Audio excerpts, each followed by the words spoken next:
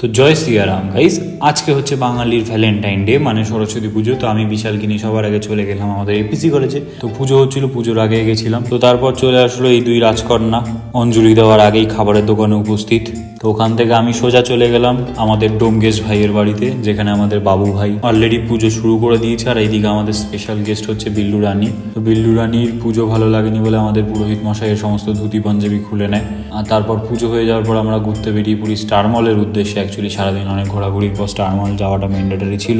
Photo তুললাম। আর এদিকে দেখছি স্বর্গে যাওয়ার সিঁড়ি অ্যাক্টিভ থাকলেও মর্তে যাওয়ার সিঁড়ি অ্যাক্টিভ নয়। তো ফেরার পথে লিট্টি চোখা খেলাম। মধ্যমগ্রামে এই লিট্টি চোখাটা পাওয়া যায়, কোনোদিন খাইনি, অনিশই খাওয়ালো আমাকে ফার্স্ট টাইম। তো বেশ ভালোই ছিল। দাদাটা পুরো পিওর ঘিতে একেবারে ডুবিয়ে পুরো জিনিসটা আমাদের সার্ভ করলো। আমি ফার্স্ট টাইম ট্রাই করলাম, যারা খাওনি গিয়ে ট্রাই করে দেখতে পারো। তো পরের দিনও আমাদের সরস্বতী পুজোর ডেট ছিল।